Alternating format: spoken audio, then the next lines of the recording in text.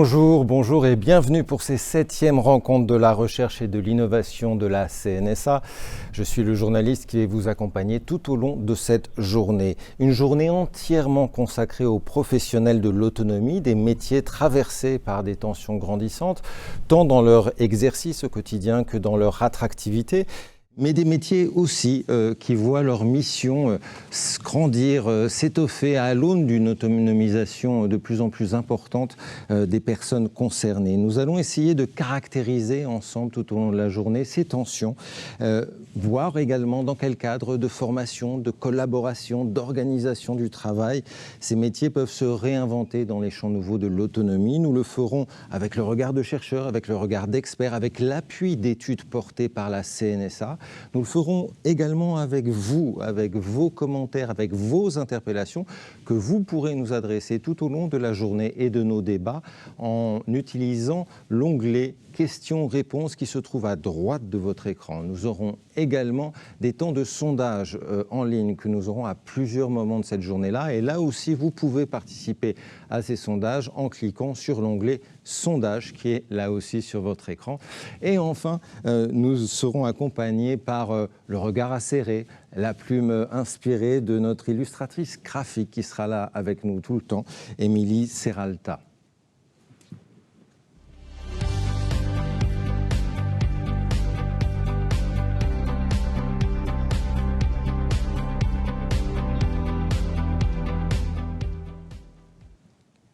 Et pour ouvrir ces rencontres, j'ai l'honneur d'avoir avec moi deux invités que je vais vous présenter. Virginie Magnan, bonjour, directrice générale de la CNSA, et Myriam Vinance, bonjour. Bonjour. Vous êtes sociologue, spécialiste de la sociologie politique du handicap, membre de l'INSERM et directrice scientifique de la CNSA. Alors Virginie, je voudrais commencer avec vous. Pourquoi avoir choisi de dédier cette édition aux professionnels de l'autonomie et à leurs conditions d'exercice ? Bonjour Régis de Closet. Eh bien, je vais vous répondre par une évidence. Sans les professionnels, il n'y a pas d'intervention médico-sociale, il n'y a pas d'accompagnement des personnes âgées ou des personnes en situation de handicap.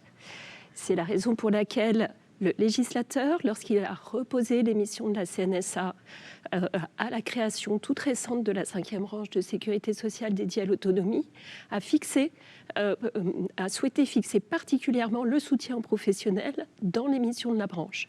Et d'autre part, le préambule de la convention d'objectifs et de gestion que la CNSA a signée avec l'État pour la période 2022-2026, notre feuille de route en tant que nouvelle branche de la sécurité sociale, pose particulièrement l'enjeu du soutien aux professionnels comme condition de fonctionnement et de qualité de la branche.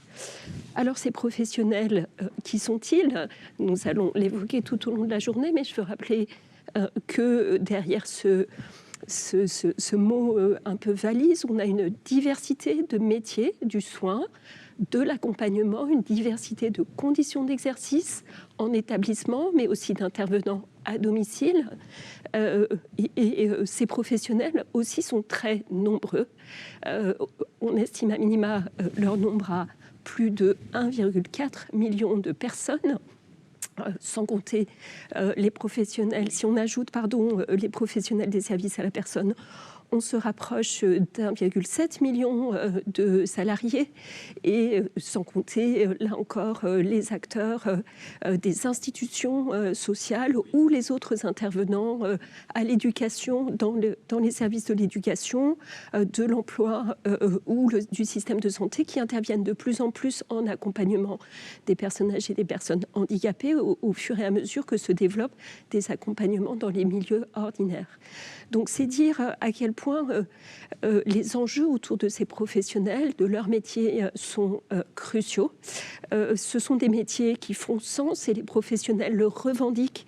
Ce sont des métiers qui sont empreints d'une très forte utilité sociale. Pour autant, les chercheurs et nous le disent, ce sont des métiers qui sont exigeants et il y a une tension importante entre voilà, le sens, l'utilité, l'exigence et les contraintes, des tensions qui se manifestent par des difficultés de recrutement ou de fidélisation. Et donc voilà, c'est naturellement, au regard de tous ces enjeux, qui nous a paru évident de consacrer ces 7e rencontres Innovation Recherche à la question des ressources humaines et des professionnels de l'autonomie. Même question un peu pour vous, Myriam, au nom aussi du Conseil scientifique. Quel regard est-ce que vous portez sur ce thème retenu ? Merci. Donc, tout d'abord, je voudrais remercier la CNSA de m'avoir conviée à introduire ces journées en tant que présidente du Conseil scientifique, donc en interaction avec sa directrice générale. Alors, cette problématique du travail des professionnels, en fait, elle n'est pas propre au secteur de l'autonomie. Elle n'est pas non plus complètement nouvelle, y compris dans ce secteur, puisque, par exemple, les problèmes de qualification, de formation se posent depuis longtemps. En même temps, cette question, elle semble se poser aujourd'hui avec une certaine acuité, une acuité nouvelle, puisqu'effectivement, alors c'est les professionnels, mais aussi les bénéficiaires et leurs proches, font état, en fait, à domicile comme en établissement, de difficultés pour recruter les professionnels, les maintenir dans l'emploi, mais aussi pour assurer une qualité de l'accompagnement. Et donc, en tant que présidente du Conseil scientifique, mais aussi en tant que chercheuse qui travaille actuellement notamment sur le quotidien des familles dont l'un des membres est polyhandicapé, donc des familles qui ont un besoin important en fait d'accompagnement professionnel, je me réjouis vraiment du choix de cette thématique pour ces journées et je partage d'ailleurs les motifs qui ont présidé à ce choix. Alors, il me semble que cette question aujourd'hui prend une importance particulière du fait d'un certain nombre d'évolutions générales de nos sociétés et je voudrais en souligner certaines. Alors, la première, c'est certaines évolutions économiques et politiques structurelles qui, via la rationalisation de l'organisation du travail, ont entraîné en fait une intensification de ce travail, mais aussi son assimilation à du travail domestique féminin, avec pour corollaire en fait un manque de reconnaissance de ces métiers. Alors, deuxième évolution, c'est l'évolution démographique de nos sociétés avec le vieillissement de la population qui va entraîner en fait une augmentation du nombre de personnes à aider qui sera disproportionnée par rapport au nombre potentiel d'aidants. Mais l'évolution démographique, en fait, c'est aussi une transformation du profil des personnes à aider, plus dépendantes et donc avec des besoins de nature différente, plus médicaux, mais pas que. Alors la troisième évolution, c'est le tournant domiciliaire, mais plus généralement aussi le déplacement vers une mise en œuvre d'une politique de l'autonomie, déplacement qui change en fait la teneur de ces métiers, le positionnement des professionnels, les relations qu'ils ont entre eux, mais aussi avec les bénéficiaires et leurs proches, et qui va supposer une transformation des organisations dans lesquelles ces professionnels travaillent. Alors, les travaux présentés aujourd'hui vont donner différents éclairages permettant d'analyser ces évolutions, de mettre en perspective la situation actuelle de ces professionnels de l'autonomie et de comprendre en fait sa spécificité par rapport à d'autres secteurs. D'ailleurs, de manière plus générale, la CNSA a pris cette question à bras-le-corps et en a fait vraiment une priorité d'action. Action d'ailleurs qu'elle construit toujours en dialogue avec une diversité d'acteurs et notamment en s'appuyant sur les recherches menées. Et donc cette journée scientifique, mais aussi son conseil scientifique, les recherches qu'elle finance, sont pour elle vraiment des outils dont elle s'est dotée pour identifier des moyens d'agir. Et donc d'ailleurs, la direction générale de la CNSA a saisi le conseil scientifique pour produire un avis sur un enjeu majeur de la COG 2022-2026, qui est justement celui de l'attractivité des métiers. Alors justement, face aux tensions et d'exercice et d'attractivité, quels sont pour vous les déterminants, les leviers à considérer de manière prioritaire ? Alors, cet enjeu de l'attractivité des métiers renvoie vraiment classiquement à des difficultés de recrutement et de fidélisation des métiers qui sont évalués en tension. Alors, les recherches qui sont actuellement menées montrent que ces déterminants de manque d'attractivité ils sont multiples. C'est les salaires, les conditions de travail, le manque de main-d'œuvre, qu'ils diffèrent selon les métiers, les modes d'exercice et selon les territoires. Néanmoins, en fait, dans le cadre des échanges relatifs à la vie que nous sommes en train de produire, nous avons identifié, en nous appuyant sur les connaissances scientifiques, certaines dimensions qui sont importantes à travailler. Alors, la rémunération, c'est un premier déterminant majeur de l'attractivité des métiers. Je pense que Virginie Magnan y reviendra dans son propos, puisque des mesures ont déjà été prises. Mais nos discussions lors du conseil scientifique ont pointé le fait qu'il est important en fait, d'aborder cette question de la condition salariale de manière plus globale et de prendre en compte tant les effets pour les salariés que pour les politiques et pour les structures. Alors, la question des conditions de travail, c'est aussi un enjeu fort, en particulier celle des organisations du travail. Et l'enjeu ici, finalement, est de réfléchir à des organisations qui articulent autonomie des professionnels et travail en équipe, et en cherchant à agir en fait sur tous les acteurs de ces organisations. Alors, en ce qui me concerne, j'aimerais insister également sur la manière dont ces conditions de travail rendent possible ou non pour les professionnels de faire ce qu'ils considèrent être du bon travail, porteur de sens pour eux, pour les bénéficiaires et pour la société. Car il ne faut pas l'oublier, et je sais d'ailleurs que la CNSA ne l'oublie pas, ce sont des métiers qui n'ont de sens que parce qu'il y a une personne à aider. C'est autour d'elle, dans sa singularité et selon ses situations avec ses proches, que s'organise le travail d'aide. Et de ce point de vue, il me semble qu'il est important de mieux valoriser ce qui fait le cœur de ces métiers, le travail relationnel et la prise en compte globale de la personne, que les évolutions récentes, notamment liées à la régulation du travail, ont eu tendance à reléguer à l'arrière-plan pour mettre la focale sur le séquençage du travail en tâches qui sont quantifiables. Et donc, il est important pour moi vraiment de reconsidérer ce travail relationnel qui dépasse ces tâches dans lesquelles il s'ancre et d'inventer vraiment des évaluations qualitatives et non réductrices de ce travail. Enfin, et j'en terminerai là, insister sur ce travail relationnel conduit à insister sur toutes les parties prenantes de la relation, donc la personne aidée, les proches, les professionnels, à insister sur le fait que l'autonomie de chacun de ces parties prenantes s'ancre dans les dépendances singulières qui les lient, d'où l'importance de prendre en compte cette imbrication des dépendances qui relient ces parties pour permettre une autonomie vraiment de chacun, donc personne aidée, proche et professionnelle. Virginie, quelles sont les réponses apportées, les leviers à considérer du côté de la CNSA ? Myriam Winans vient de le rappeler, la question de l'attractivité des métiers implique de nombreux leviers dans un contexte où les tensions sur le secteur médico-social s'inscrivent dans un cadre de tension plus globale du marché du travail. Les projections statistiques nous le disent. Dans les années à venir, le marché du travail global de l'emploi va être caractérisé par des déséquilibres entre des départs à la retraite qui vont être plus nombreux et des entrées des jeunes générations sur le marché de l'emploi qui ne seront pas complètement à la hauteur. Et donc c'est dans ce cadre global nouveau que peut-être s'accentuent des tensions sous-jacentes pour le secteur du médico-social, à la lumière aussi des enjeux démographiques qui ont été rappelés. Donc face à la multiplicité des points à adresser, la CNSA, les pouvoirs publics, l'État se sont déjà mobilisés fortement sur la question des revalorisations salariales, des conditions salariales d'exercice de ces métiers.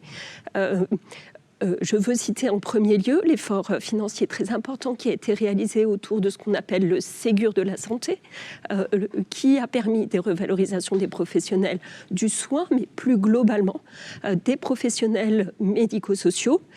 Ce Ségur de la santé, les renégociations des conventions collectives qui ont été associées, des premières réformes tarifaires, je pense à l'introduction d'un tarif plancher national pour le financement du secteur de l'aide à domicile, ont déjà permis des revalorisations significatives des professionnels, parfaitement justifiées. Il avait été pointé que le secteur médico-social comportait une part très importante de travailleurs pauvres. Et ces mesures qui, dans le budget de la CNSA, sur la période 2020-2023, représentent une enveloppe nouvelle de 4 milliards d'euros, ces mesures ont porté notamment prioritairement sur les bas salaires et ont permis des augmentations de l'ordre de 10, 13 à 15%, qui donc apportent une première réponse à cette question salariale.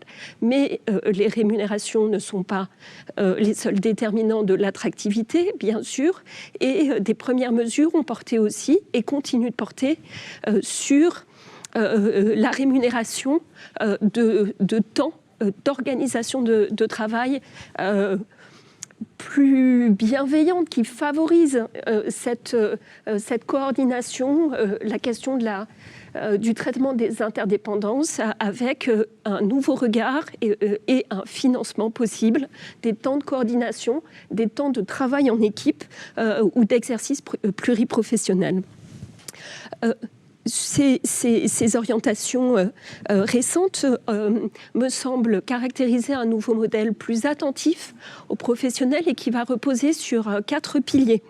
Des réformes de la tarification, justement pour construire des systèmes de financement moins centrés sur des tâches et leur juxtaposition, une amélioration des conditions de travail et une attention à la qualité de vie au travail des professionnels, un renforcement de l'accès des professionnels à des parcours de formation notamment, et puis une attention aux organisations du travail qui va mobiliser des travaux de recherche ou l'exploitation des innovations de terrain. La CNSA, de par ses responsabilités confortées ou renouvelées par la création de la 5e branche, va apporter plusieurs contributions à ces évolutions.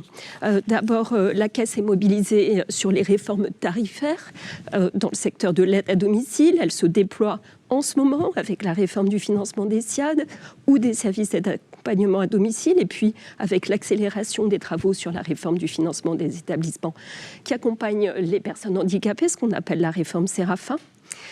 La CNSA pilote, finance aussi de nombreuses actions qui ont une influence sur l'environnement de travail et les conditions de travail des professionnels. Nous pilotons, par exemple, un autre chantier du Ségur qui concerne la rénovation des EHPAD pour apporter à la fois des conditions de vie améliorées pour les résidents de ces EHPAD et pour apporter des conditions de travail respectueuses du bien-être des professionnels qui exercent.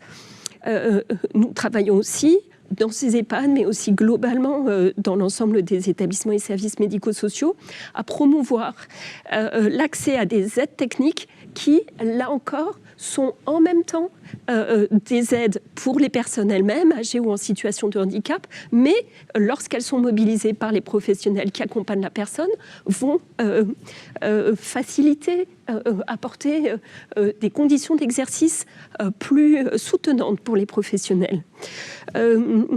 Nous travaillons aussi, et je veux le souligner, c'est un point probablement plus nouveau dans le secteur médico-social et de l'autonomie, nous travaillons à promouvoir les usages du numérique comme levier à la fois d'attractivité des métiers et de simplification de la coordination entre les professionnels qui œuvrent auprès des personnes dans les établissements et services avec leur environnement, puisque ces professionnels travaillent avec un ensemble plus vaste de professionnels du soin du premier recours et d'acteurs du milieu ordinaire.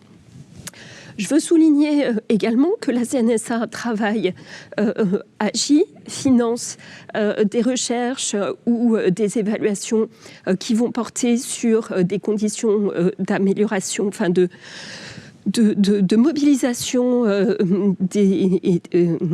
au travers de plateformes des métiers de l'autonomie qui sont des organisations qui visent à identifier des viviers de professionnels, promouvoir ces métiers auprès de personnes qui peuvent être éloignées de l'emploi, faciliter l'accès aux structures employeurs et soutenir l'intégration dans ces établissements et services pour travailler sur la fidélisation ensuite des professionnels.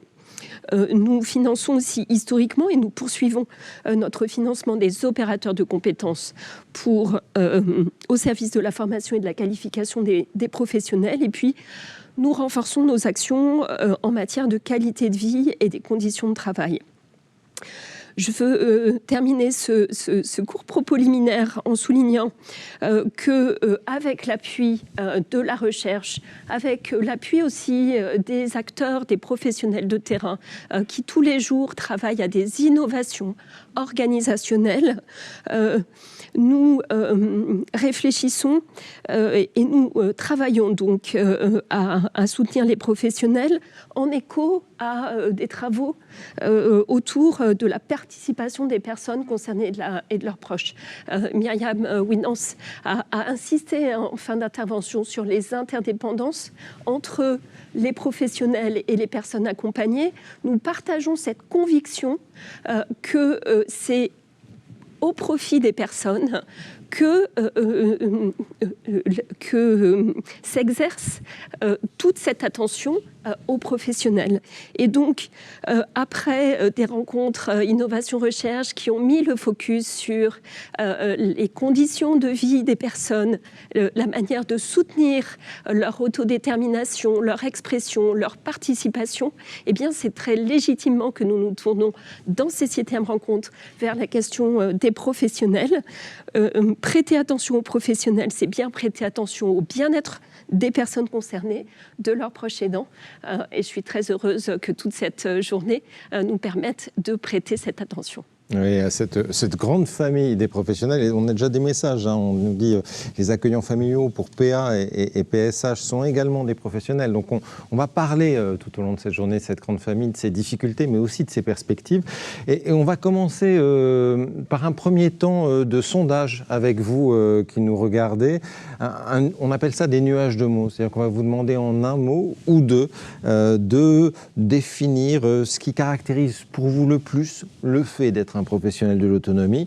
Voilà, vous pouvez renseigner un mot ou deux, c'est là sur l'onglet sondage, et puis on prendra les résultats, le nuage de mots, des mots les plus employés juste en quelques minutes. Merci à vous deux, merci de nous avoir fait ces éléments d'introduction. On va tout de suite écouter un message vidéo qui nous est transmis par la ministre des Solidarités et des Familles, Aurore Bergé. On se retrouve juste après.